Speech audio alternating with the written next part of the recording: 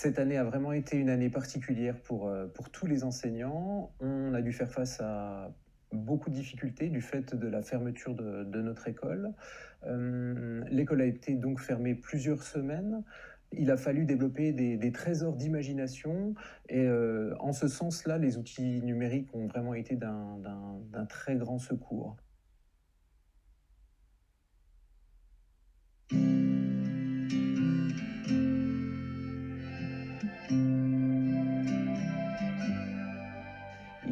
Il est évident que les générations d'écoliers, de collégiens et de lycéens que nous accueillons désormais sont des générations qui sont marquées par une familiarité avec les nouvelles technologies, ce qui nous a amené donc à investir de façon massive au sein de notre établissement pour accompagner ces jeunes dans leurs apprentissages à l'aide de ces outils numériques.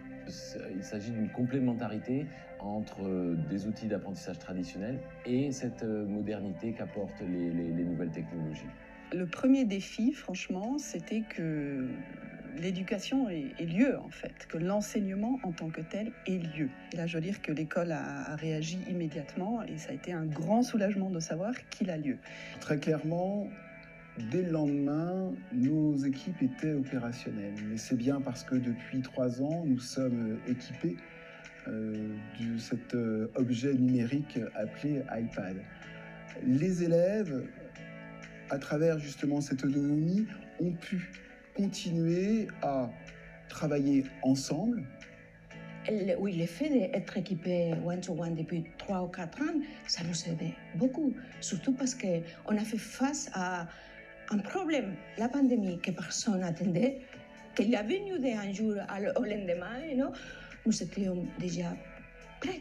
Je me souviens, le vendredi, ils ont fermé l'école en Suisse à 3 heures à l'après-midi. Le week-end, les profs, on a travaillé, on faillait pour nous préparer. Le lundi, on a fait une petite formation.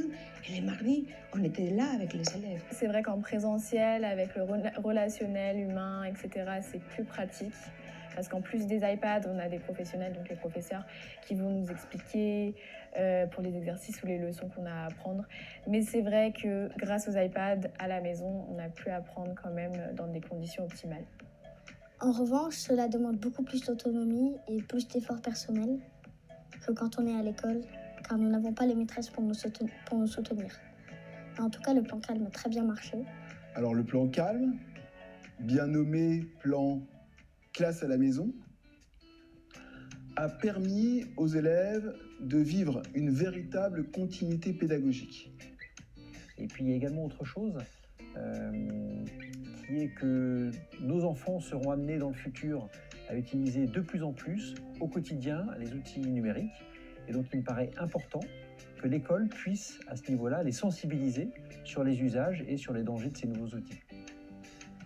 Alors les outils sont, de mon point de vue, tout à fait transférables, en tout cas au monde des entreprises multinationales. Donc moi-même, je travaille dans un environnement d'une entreprise multinationale et j'utilise les mêmes outils dans ce cas qu'a utilisé ma fille. Les vidéoconférences, j'aimais bien aussi avec les maîtresses parce qu'on ne les voyait pas souvent. J'ai aussi appris à envoyer des messages, à recevoir des messages et à envoyer des fichiers à la maîtresse aussi. À envoyer des exercices à une autre application pour les faire et à faire des captures d'écran pour les envoyer à la maîtresse. Alors pour le plan Calme, c'est l'école qui nous a fourni les iPads, mais elle ne nous les a pas fournis pour le plan Calme, elle nous les fournit au début d'année. Elle nous donne un iPad, un chargeur et des écouteurs pour chaque élève dans le cadre de l'enseignement. Et pour le plan Calme, on les a utilisés aussi parce qu'on les a pris avec nous chez nous pour le confinement.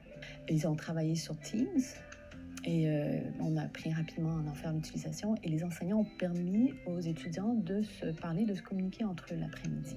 Après, une fois que les devoirs à partir, je crois, il me semblait que c'était 16h, les enfants pouvaient se contacter, se parler, se voir dans un dans un environnement qui est très difficile.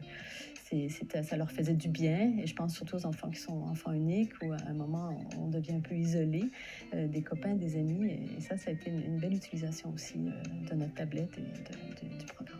En classe, on utilise différentes applications Apple, comme par exemple Beatsboard, qui est une application en fait qui permet de générer, de travailler surtout sur le langage et de générer des memories, des jeux de cartes, etc. Donc c'est vraiment une application qui est intéressante pour les enfants car on va travailler le vocabulaire.